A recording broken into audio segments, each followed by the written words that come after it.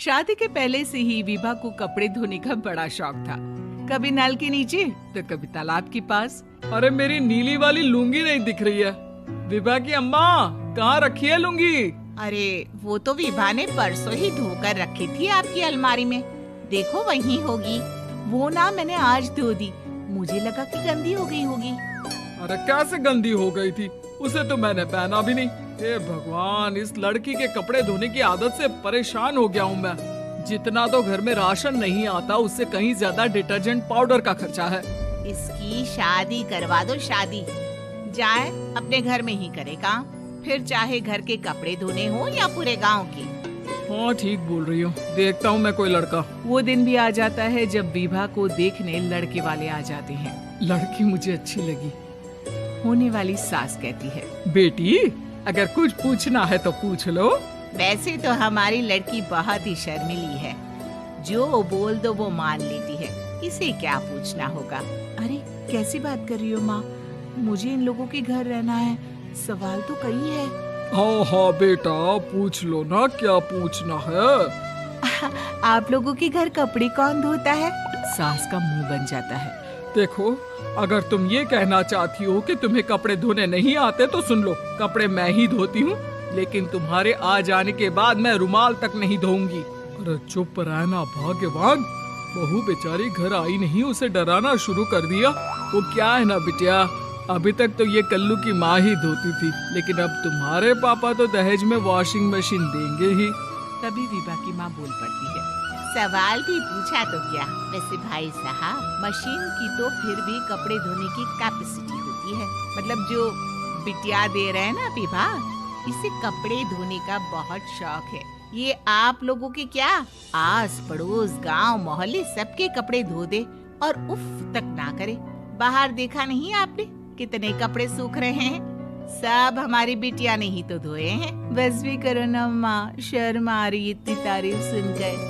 और तो और एक दाग निकाल कर दिखाओ तो मान जाऊं। हाँ अच्छा, माफ करना बेटा, मैंने गलत समझा। हमें तो रिश्ता बहुत पसंद है। और ऐसे जुड़ जाता है रिश्ता कपड़े धोने का शौक रखने वाली विभा का। उसकी शादी हो जाती है कोयला फैक्ट्री में काम करने वाले कल्लू के साथ। शादी के बाद अचानक विभा चिल्लाती हुई सास के पास आती है। सासू माँ, अरे सासू माँ कहाँ है आप? ये तो धोखा है, धोखा दिया आप लोगों ने मुझे। इसे ससुर के चक्कर के बारे में पता चल गया।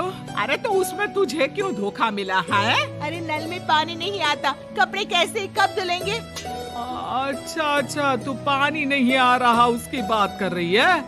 तो आपने क्या सोचा? कुछ नहीं। अच्छा, तेरी माँ ने कहा था कि कपड़े धोने का शौक है तुझे, याद आया मुझे। शौक बोलकर कपड़े धोने वाले मेरे जुनून को कम ना आके सासू माँ, कपड़ा धोना मेरा गुरूर है। तभी पति भी वहाँ आ जाता है। अभी मैंने इसे सनी देओल की फिल्म दिखाई है, उसी के डायलॉग मार रही है माँ। अच्छा सुन, साफ साफ बता रही हूँ, पानी सुबह 4 से 6 और शाम को 10 से 12 आता है, समझी? विभा टाइमिंग सुनकर हैरान हो जाती है। ये क्या भूतों का मोहल्ला है? सुबह 4 बजे उठकर कौन कपड़े धोता है? 4 बजे टंकी में पानी जाता है, फिर सारा दिन धोना ना, किसने मना किया? अरे कैसी बात कर रही हैं? 200 लीटर की टंकी में कितने कपड़े धो लूंगी मैं, सुबह ही उठ जाऊंगी मैं। अब क्या था, विभा सुबह 4 से लेकर रात के 12 बजे तक कपड़े ही धोती रहती।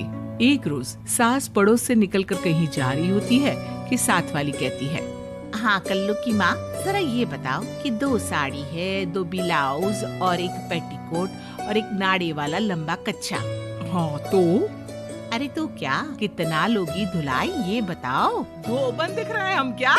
हमारे पति सरकारी नौकरी से अभी रिटायर हुए हैं और बेटा सुपरवाइजर है कोयला फैक्ट्री में।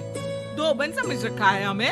हाय रे कल्लू की अम्मा, माफ कर दो, वो तो मोहल्ले में यही सब बता रहे थे कि तुमने बहू को कपड़ा धुलवाने के काम में लगा दिया है। सास को पड़ोसन की बात सुनकर गुस्सा आ जाता है। वो घर पहुंचती है जहां घर के बाहर ही इतने सारे कपड़े सूख रहे होते हैं जितने कि किसी धोबन के घर पर। अरे ओ कल्लू की दुल्हन, बाहर निकल। माँ जी यहीं आ जाओ, बाथरूम में चादर धो रहे हैं हम। अरे अभी हम धोते हैं, तुमको बाहर निकलो।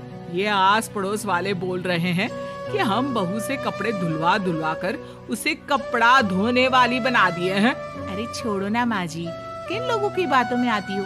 आस पास के लोगों का तो काम ही होता है कि वो किसी तरह सास बहू को लड़ा दे। बहू सारे घर के कपड़े धोती है, ये क्या कम है? बोलिए। सास को भी लग जाता है कि वो बहू का ये सनकीपन नहीं छुड़वा सकती, इससे अच्छा है कि खुद ही चुप हो जाए। एक रोज सास और बहू मंदिर जाते हैं, जहाँ सास की साड़ी वहाँ खड़ी भीख मांगने वाली से मिलती है। माँ जी क्या बात है, आपकी साड़ी उस भिखारन से कितनी मिल रही है ना? हाँ हाँ देखो तो दोनों की साड़ी मिल रही है। क्या बात है कल्लू की अम्मा, तुम खुद को तो अफसर की बीवी बताती हो और ऐसी सिंपल सी प्लेन साड़ी पहनकर घूमती हो। सिंपल और प्लेन नहीं है ये साड़ी। तो क्या सोने के धागे से फूल बने हैं? कुछ भी सासू माँ, कुछ भी। हाँ बने थे इस साड़ी में सोने के धागे से फूल। मेरे पति लेकर आए थे मद्रास से स्पेशली मेरे लिए 10,000 की। ताहे भाई साहब इस भिखारन के लिए भी सेम टू सेम साड़ी लेकर आए होंगे 10,000 की। सास उस वक्त कुछ नहीं कहती, लेकिन बहू के साथ घर आती है और अलमारी से एल्बम निकाल कर लाती है।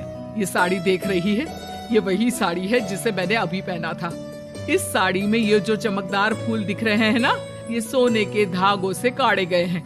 लेकिन तू लोकल वॉशिंग मशीन ब्रश से घिस घिस कर सारे फूलों को निकाल कर साड़ी प्लेन कर दी। मुझे माफ कर दीजिए सासू माँ। और तो और, जब मैंने तुझे तेरी गलती के लिए कुछ नहीं कहा, लेकिन तूने तो सबके सामने मेरा मजाक